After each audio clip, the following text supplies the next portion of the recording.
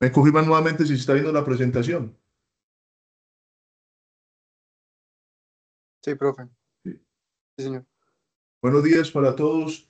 La idea de esta mañana es hablar acerca de este tópico de escalas de riesgo cardiovascular en enfermedades reumáticas.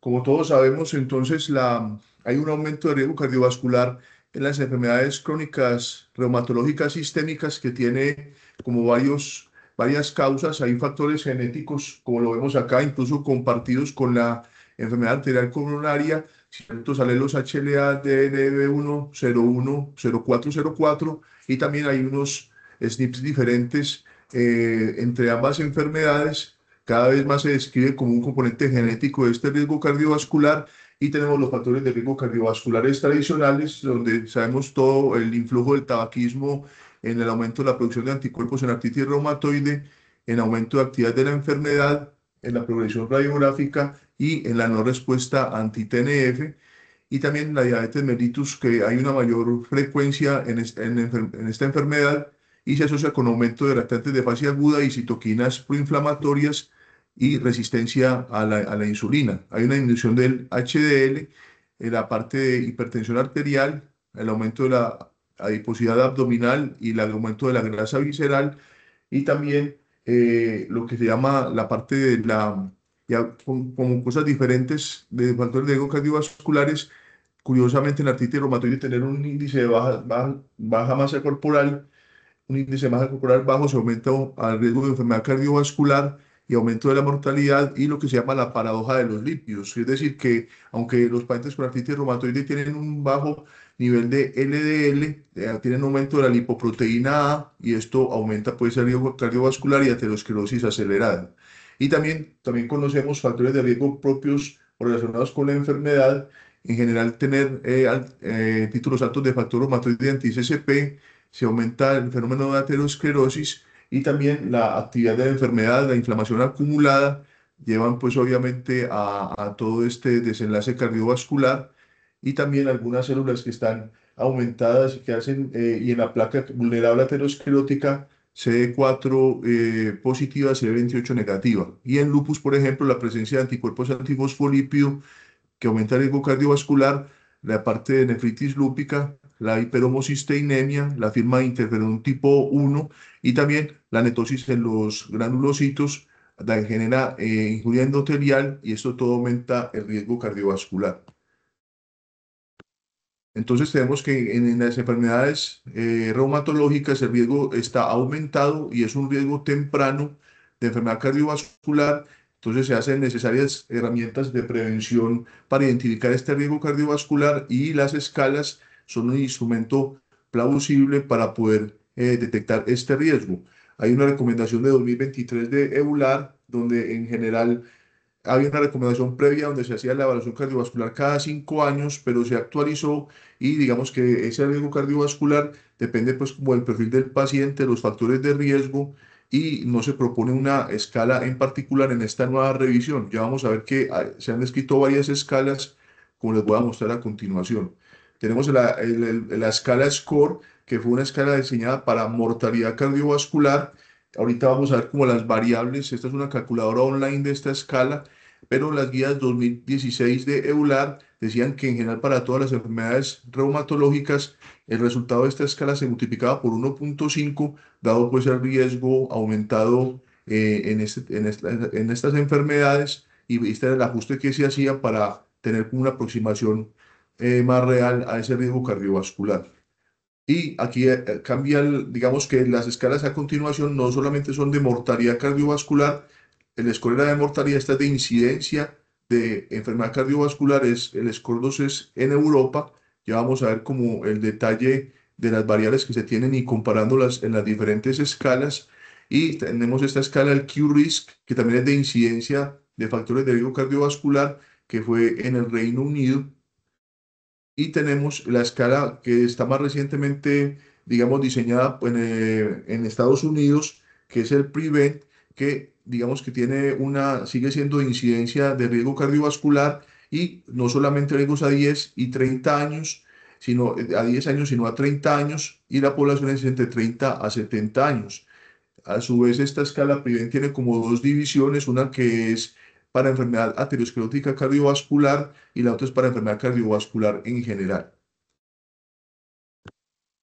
Esta es pues como la segunda parte de esa escala, la calculadora online, pero lo que les quiero mostrar es esto, qué comparten y en qué son diferentes estas escalas de riesgo cardiovascular. En general, miren que todas las tres que vamos a mencionar, que es el SCORE 2, el QRIS y el PREVENT, digamos que el SCORE ya ha tenido varias actualizaciones y estas se consideran como las tres escalas más utilizadas, pues tienen en común pues obviamente mirar si es hombre o mujer, los valores de presión arterial sistólica, el colesterol total y el colesterol HDL. Entonces ya empiezan como las particularidades de cada escala. El colesterol LDL, que pues, se define como variable independiente en el score 2. Todos tienen en cuenta pues el tabaquismo activo como factor de riesgo. El score 2 solo incluye la etnia y aquí hay algo interesante que, por ejemplo, el QRIS y el PREVENT tienen en cuenta la diabetes mellitus y también si los pacientes reciben tratamiento antihipertensivo. Pero digamos que el QRIS tiene la particularidad de que incluye otras variables que no tienen las otras escalas, como la angina o infarto agudo de miocardio en familiar de primer grado menor de 60 años, la insuficiencia renal crónica estadios de 3 a 5, la presencia de fibrilación auricular y la presencia de migraña como factor de riesgo cardiovascular. Y aquí es interesante que el QRIS incluye como variables también independientes enfermedades reumatológicas como artritis reumatoide y lupus eritematoso sistémico, y también otras variables particulares como la enfermedad mental grave, el uso de antipsicóticos atípicos, el uso regular de esteroides, diagnóstico, tratamiento de disfunción eréctil y aquí la relación entre colesterol total y HDL como una variable aparte.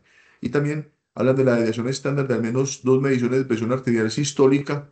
Hablan de esa desviación estándar más que la medición de la presión arterial sistólica, el peso y la talla.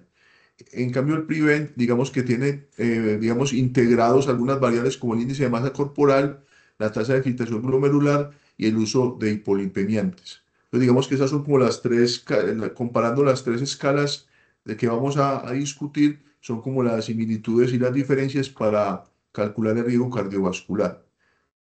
Ha habido esfuerzos previos, digamos que este es un proyecto prospectivo español para mirar como desenlaces cardiovasculares en reumatología, que es el proyecto KARMA.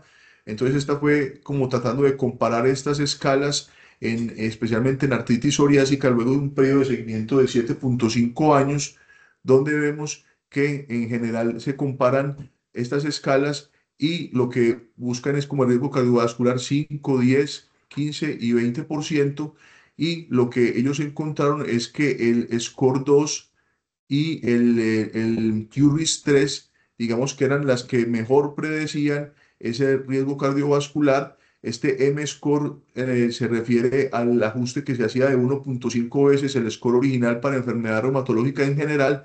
Entonces se encontró que el score 2 y el QRIS 3 tenían, digamos que como la mejor calibración y el mejor poder discriminatorio para, en este caso, en artritis psoriásica.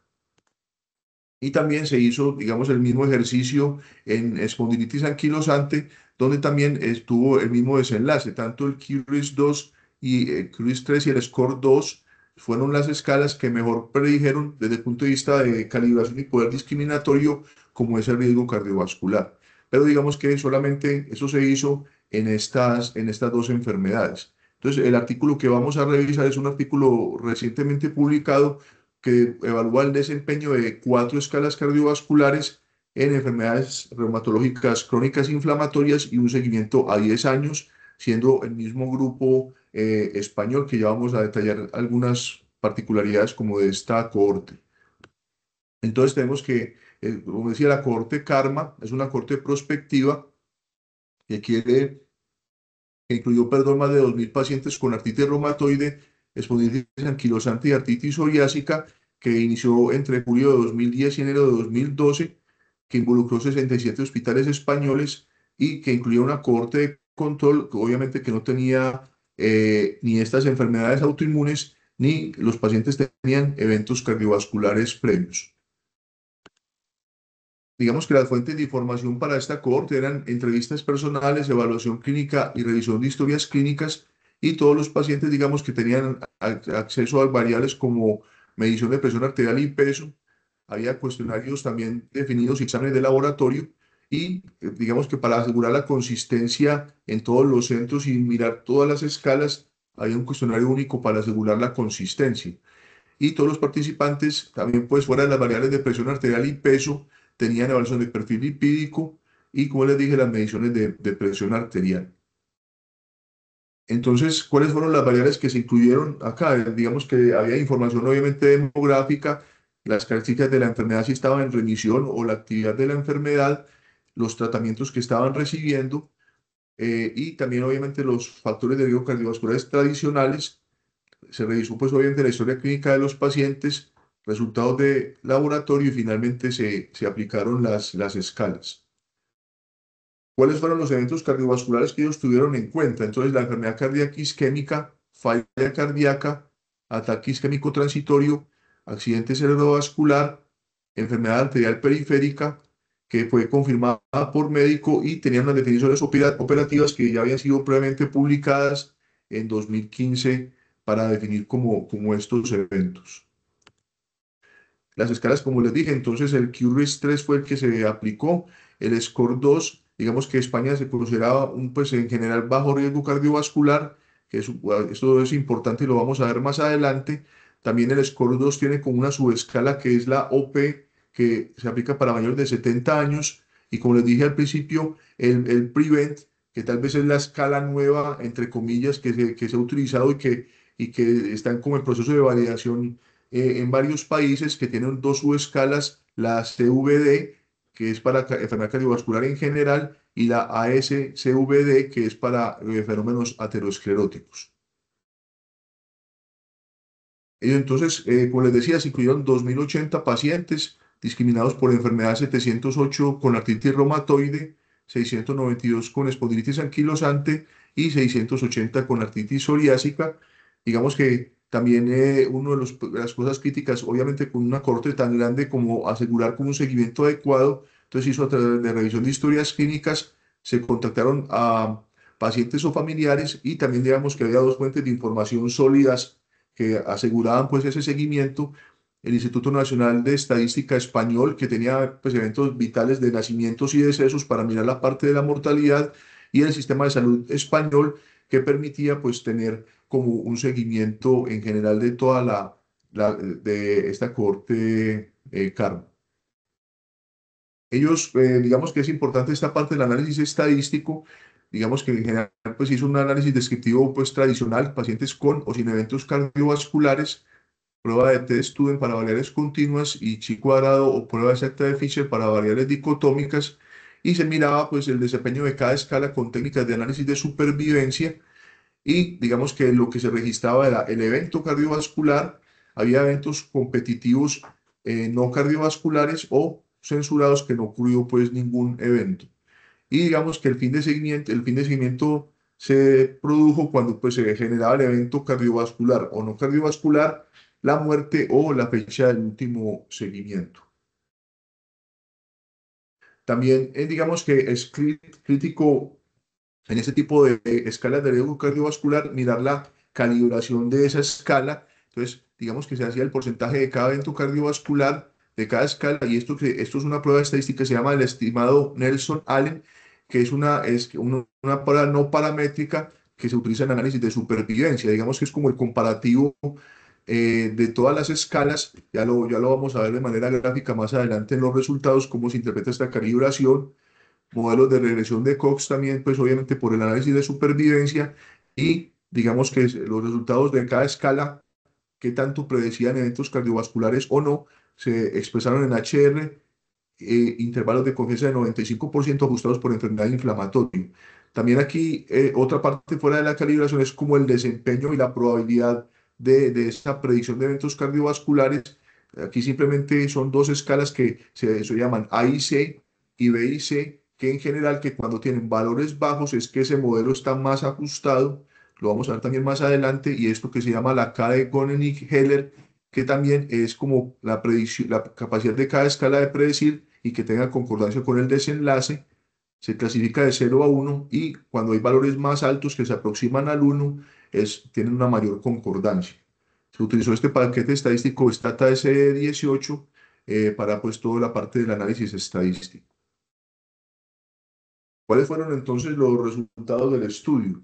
Entonces tenemos aquí la tabla 1. En general, pues digamos que el porcentaje de eventos cardiovasculares en toda la corte fue 8.4%. Aquí vemos los intervalos de confianza y cuando analizamos las columnas de cuando no ocurrió el evento cardiovascular y si ocurrió, pues digamos que no hay ninguna sorpresa en el sentido de que obviamente los pacientes en los cuales ocurrieron los eventos cardiovasculares eran mayores, tenían un índice de masa corporal mayor, tenían mayor duración de la enfermedad, digamos que eran más, aquí sí se invierte la relación, pues obviamente ocurrió más en hombres, pues porcentualmente el porcentaje de mujeres se redujo en los que tenían eventos cardiovasculares, tenían mayor, digamos, diabetes mellitus, tenían también más hiperlipidemia y también unos valores, aunque aquí pareciera por los intervalos, pero dieron menor colesterol HDL, tenían mayores valores de presión arterial sistólica, uso de estatinas y aquí una variable interesante que no fue significativa, que fue el uso de biológicos como de aumento del riesgo cardiovascular. Y obviamente los valores numéricos de las escalas pues fueron más altos en los pacientes que tenían eventos cardiovasculares. Cuando lo discriminamos como por enfermedad inflamatoria específica, entonces estos eventos ocurrieron en 66 pacientes con AR, 9.5%, aquí vemos los intervalos de confianza, 7.2%, 50 pacientes con espondilitis anquilosante y 8.4%, 57 pacientes con artritis psoriásica. También recuerden que había un evento competitivo que eran las causas no cardiovasculares que ocurrieron en 95%, es decir, 5.2% en general. Aquí es para la primera parte de la calibración, entonces vemos como en la parte superior, donde digamos que es ese estimado que les decía de Nelson Allen, que es ese estimado no paramétrico para mirar la supervivencia, y digamos que lo que está en la franja superior son las escalas que más se ajustan y que mejor están calibradas con ese estimado a 10 años. Entonces aquí ya vemos que empieza a aparecer el QRIS 3 y el PREVENT CVD como las escalas que se ajustan más a ese riesgo. En cambio, el SCORS 2 y la escala aterosclerótica, la subescala aterosclerótica del PREVENT, digamos que subestimaban ese riesgo cardiovascular. Entonces, aquí el resultado más importante es que las que tenían mejor calibración eran el QRIS 3 y el PREVENT CVD. También digamos que estos son como los plots de calibración para poderlo entender. En general, digamos que cuando están más separadas, aquí tenemos como esta línea pues que es intermitente. Cuando vemos que esas escalas o la forma de la gráfica se separa más, es que tienen menos precisión para la predicción de eventos cardiovasculares. Entonces miremos que las líneas más ajustadas y que van más paralelas, que no se separan tanto, siguen siendo también de manera consistente el QRIS 3 y el PREVENT CVD. Cuando uno ya discrimina esta parte de calibración, entonces digamos que la que más, digamos, se acercaba a ese estimado ya por enfermedad específica era artritis reumatoide, pero también recordar que el QRS 3 en sus variables pues que conforman la escala está incluido artritis reumatoide, entonces esta escala parece sobreestimar el riesgo cardiovascular en en esta enfermedad específica. También cuando digamos que ya vamos acercándonos, tenemos que el PREVENT CVD, digamos que tienen unas predicciones más cercanas al actual riesgo cardiovascular en las enfermedades y el SCORE 2 y el PREVENT ACCVD subestiman ese riesgo. Cuando ya miramos como la cohorte en general, digamos que cuando se utiliza, cuando se juntan artritis reumatoide y espondilitis anquilosante, el QRIS 3 tiende a subestimar el riesgo, pero es teniendo en cuenta estas dos enfermedades. Cuando vemos lo que les explicaba al principio, digamos que en general, como los HR son mayores a 1 y no sobrepasan el intervalo de confianza, en general lo que quiere decir es que las cuatro escalas, digamos que discriminan claramente los pacientes que tienen alto o bajo riesgo cardiovascular. Aquí lo que les decía es que cuando en estas escalas A y C y B y C, digamos que mientras más bajas son las que, digamos que es un modelo más ajustado, que eso ocurrió en el QRIS 3, y también cuando se utuvo esta variable de la K de Gonen y Heller, digamos que mientras más cercano al uno es que tiene un mejor desempeño y tiene un mayor poder de predicción, y realmente aquí vemos que el Prevent CVD es el que tiene un poco más, se acerca un poco más al uno en esta escala. Y ya finalmente, esta es como la comparación de las cuatro escalas. En general, digamos que aquí vemos, pues ellos arbitrariamente dividieron en 5, 10, 20% como ese riesgo cardiovascular. Aquí vemos el año de seguimiento y digamos que en general, cuando vemos estas escalas, cuando están más separadas, digamos que tienen un menor poder discriminatorio, y las que son más cercanas, como lo vemos aquí, el QRIS 3 y el PREVENT CVD, son las que, digamos, que tienen una mejor predicción de ese riesgo cardiovascular. Digamos que el QRIS ya vimos como la sobreestimación que puede tener el artritis reumatoide, entonces ellos concluyen finalmente que una de las escalas que es prometedora, que no ha sido validada en otras, pues para riesgo cardiovascular en general, pero en estas enfermedades inflamatorias como artritis reumatoide, artritis psoriásica y espondilitis anquilosante, el Prevent CVD desde la perspectiva de calibración y de poder discriminatorio,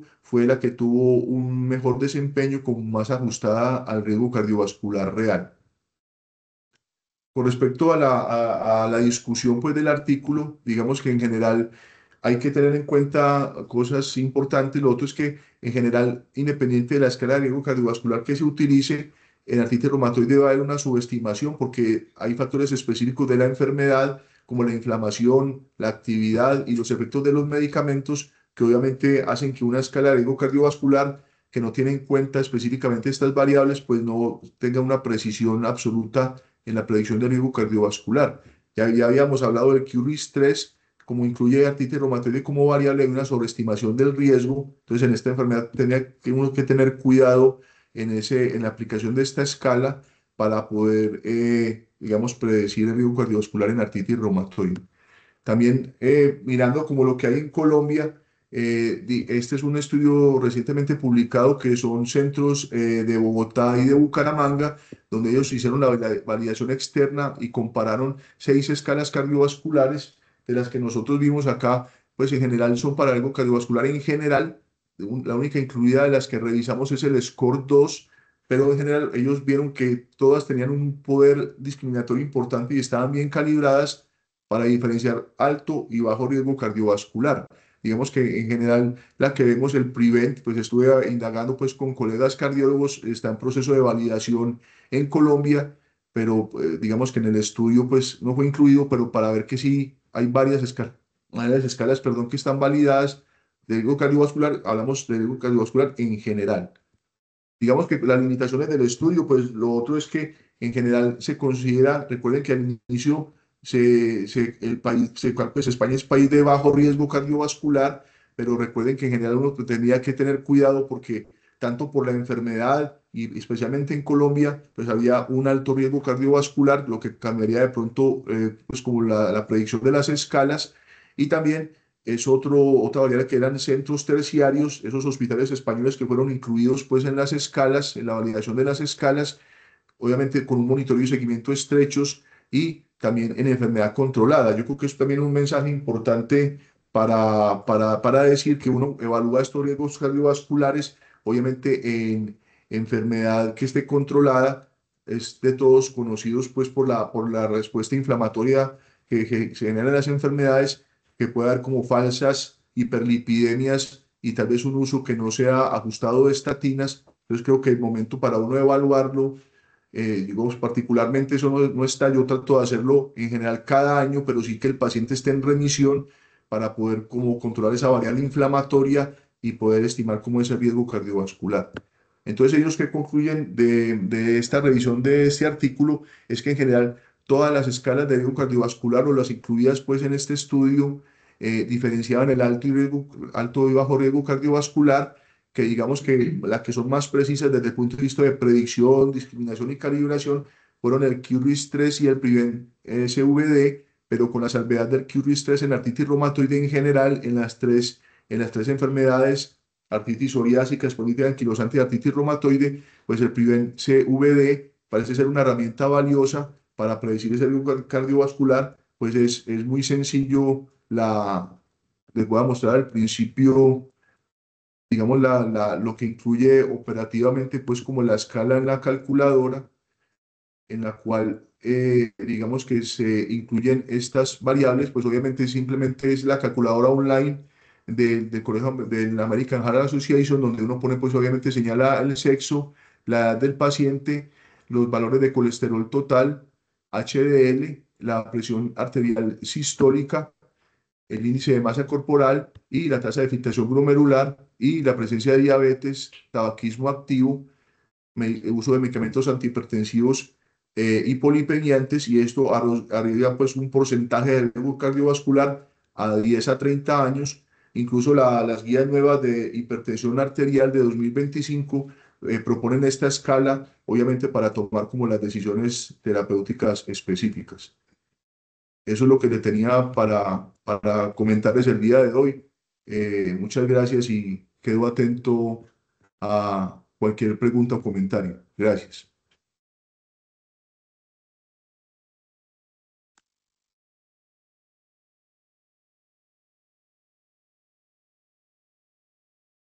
Francisco. Charlie, muchas gracias por la conferencia y tengo una pregunta abierta para los compañeros. ¿Ustedes qué tanto vigilan riesgo cardiovascular en los pacientes de reuma? Porque yo, en verdad, a mí sí me pasa, pues sí me paso a buscar metas. Y tengo una segunda pregunta y es que hace un tiempo encontré un punto de corte para enfermedad reumatológica con respecto al LDL y era 130 para todos. Por supuesto, esta población no eran pacientes con enfermedad cardiovascular ni diabetes, eran condición reumatológica pura, igual 130 LDL meta. ¿Estarían de acuerdo con eso? Muchas gracias. Pachito, yo pues, como lo decía, particularmente trato, pues a uno a veces se le escapa pues por tantas variables que uno maneja en la consulta, de hacerlo anualmente, por lo menos evaluar como ese riesgo cardiovascular. Y yo tenía también en mente lo de 130 de colesterol LDL. No sé, los compañeros que tengan algún comentario.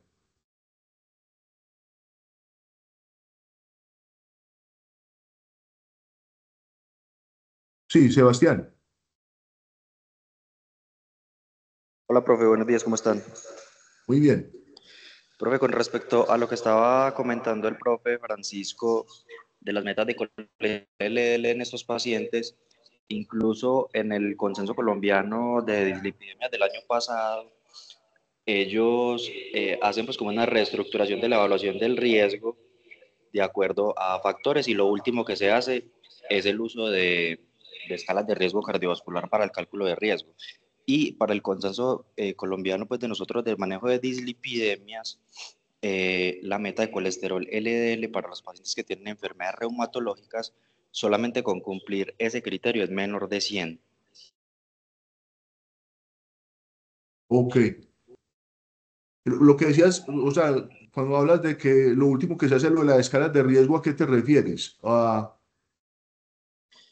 Eh, en el consenso colombiano se propuso como una evaluación de riesgo escalonada en 4 pasos, y primero se empieza desde las condiciones como más graves que requieren una meta mucho más estricta de colesterol LDL, como los pacientes que ya tienen una enfermedad cardiovascular aterosclerótica establecida, los pacientes que ya han tenido pues como eventos cardiovasculares o que tengan aterosclerosis subclínica ya documentada por medios de imagen que se hayan realizado pues como por cualquier otro método. Entonces, una estenosis coronaria menor del 50% o una enfermedad coronaria asintomática mayor del 50% o placas carotídeas que sean complejas.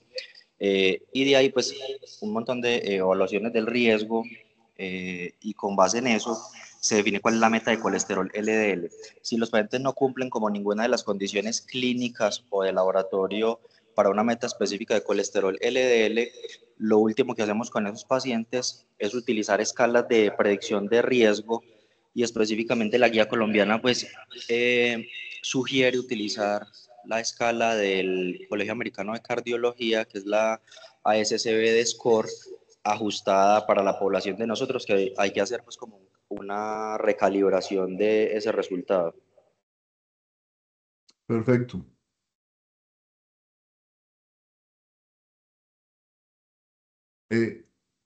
Mari Santiago, ¿qué posición tienen como alrededor del tema, como R mayores? Profe, buenos días. Sí, yo creo que las enfermedades reumatológicas creo que se van perfilando casi como la diabetes, pues especialmente pues AR, los lupus. Digamos, cuando uno revisaba pues la parte de diabetes, no existe paciente diabético de bajo riesgo cardiovascular. Yo creo que va a pasar lo mismo o pasa lo mismo con el paciente reumatológico, que no existe paciente específicamente con estas enfermedades que sea de bajo riesgo. Y hoy en día las guías, pues, yo no las he revisado a profundidad, pero sí he visto, pues, como abstracts y eso, van cada vez más apuntando al inicio temprano de terapia hipolipemiante en esos pacientes. Aparte, pues, de la evaluación, obviamente, acuciosa, pero yo creo que cada vez más, incluso sin la necesidad de escalas, vamos apuntando a que casi que todos esos pacientes van de entrada con terapia hipolipemiante porque son al menos moderado riesgo. Y creo que la mayoría son moderado riesgo, probablemente son todos alto o muy alto. Entonces sí, como decía pues Sebastián, creo que una vez sin la escala ya clasifica al paciente para terapia hipolipemiante de entrada. Mari,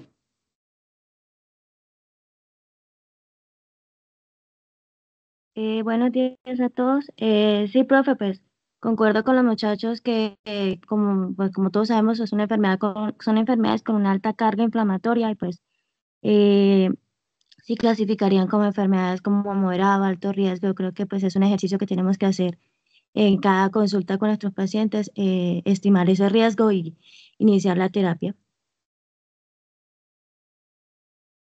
perfecto. ¿Algún otro comentario? Por ahí, para lo que siempre hemos hablado del esteroide, lo de los lípidos, ahí de pronto usted vio algo al respecto de cuántos son rangos o cómo manejar o algo con las escalas o algo. Pues por lo que sabemos que puede alterar el perfil lipídico y que cuando está en el manejo con esteroide a dosis, importante eso lo altera, pues uno no debería estar midiendo pues, de forma frecuente lo de los lípidos y eso. No sé si usted de pronto vio algo por ahí o qué hace usted o... No, no sé si escucharon la pregunta de Andrés, es con respecto al uso de glucocorticoides, pues que todos sabemos el efecto metabólico que tiene el esteroide. Pues no, Andrés, específicamente no encontré como algo con respecto al glucocorticoide. Yo creo que en general es tratar de uno disminuir la dosis lo más que pueda, pues por ese efecto metabólico, pero algún ajuste o alguna conducta terapéutica como relacionada con la dosis de esteroides no lo encontré. Es tratar de disminuirlo lo más rápido que se pueda, pues a la dosis que necesita el paciente por el efecto metabólico a largo plazo. También mencionar lo que siempre son como dos caras de la moneda, ¿cierto? Cuando tenemos una enfermedad inflamatoria no controlada grave, que le damos bolos de metilprednisolona para poderla controlar, pues digamos que aunque son dosis altas de esteroides, pero son suficientes para controlar ese evento y a largo plazo disminuir como el riesgo. Tal vez el uso crónico de los esteroides y siempre la invitación a utilizar la dosis mínima o si no hay que utilizar esteroides, no utilizarlos para impactar como la disminución de ese riesgo metabólico. Pero específicamente no encontré como algo especial con respecto a eso. Los vigilo cuando son dosis moderadas, hago una vigilancia más cada 3, 6 meses para, dependiendo de los valores de colesterol o de glucosa, pues tomar alguna medida terapéutica apoyado por medicina interna. Bueno, profe, yo quería mencionar... bueno, perdón. Sí, Santiago, un segundo. No, Santi. ¿Qué ibas a decir, Santi? No, que también, profe, como lo revisamos pues hace poco con el tocilizumab, que también tiene pues como esa alteración del perfil lipídico y que a veces, digamos, es difícil interpretarlo porque ya se ha visto que pareciera que no tiene un impacto clínico directo con la alteración que produce, también apoyarse mucho, aparte del perfil lipídico normal, de la lipoproteína minúscula, que yo creo que se está volviendo cada vez como el marcador más importante de correlación pues como con eventos cardiovasculares. Ok. ¿Quieres decir, Andrés? Algo parecido a eso, lo de medicina interna, porque uno nos manda medicina interna como para que ellos lo acompañen a uno, pero Sí, no, yo creo que Andrés menciona algo importante que es que en general pues los expertos y Sebastián, pues ahí con los conceptos, es muy claro que nosotros tenemos que apoyarnos de medicina interna para esas medidas pues, de prevención, de toda la parte de vacunación, de gestión del riesgo. Pues realmente creo que no somos los expertos, pues uno puede tomar alguna medida, digamos, pues como muy intuitiva, pero creo que obviamente quien toma la decisión del tipo de estatina, de prevención primaria o secundaria, sí debe ser medicina interna, claramente. ¿Alguna otra pregunta, comentario? Alejandro. No hay darle otra como cuñita y asociándolo a lo que dijo Sebastián, pues precisamente como que a lo que va dirigido las nuevas terapias en la prevención del riesgo cardiovascular es en eliminar todas esas barreras o todas esas cosas que quedan en el riesgo residual del riesgo cardiovascular que precisamente no lo tocan estas escalas de riesgo porque se basan en más que todo en los factores de riesgo ya clásicamente conocidos y ahí es donde entra como la inflamación como un continuo de la enfermedad cardiovascular y como ese riesgo residual. Entonces ya lo que va en el futuro, en las próximas vías probablemente es a medir ese riesgo residual en aquellos pacientes que siguen presentando eventos cardiovasculares a repetición a pesar de la terapia de prevención secundaria óptima con estatinas, con IECAS, ARA2, con ASA, con antiagregantes. Y yo creo que ahí en el continuo de las enfermedades en reuma, creo que la inflamación residual juega un papel primordial y creo que tal vez en un futuro en estas escalas se añade como la medición de la PCR de alta sensibilidad, independiente de los niveles de LDL para evaluar qué pacientes se benefician de intensificar el tratamiento. E incluso yo creo que estos pacientes, pues ahora, obviamente habría que hacer más estudios, pero probablemente a futuro, que ya se está estudiando la colchicina en prevención de eventos como síndrome coronario agudo, como prevención secundaria, en un futuro yo creo que podría ser aplicable en estos pacientes, más que todo es por esa inflamación residual que va a promover que se sigan haciendo esos eventos cardiovasculares. Entonces, sí coincido como con todos que tiene que ser una decisión no únicamente del reumatólogo, sino multidisciplinaria en apoyo con medicina interna, incluso con cardiología, para definir cómo es el riesgo residual y definir el tratamiento a largo plazo. Perfecto. ¿Algún otro aporte? Bueno, les agradezco mucho la discusión alrededor del tema y feliz día para todos. Gracias, profe. Un feliz día para todos.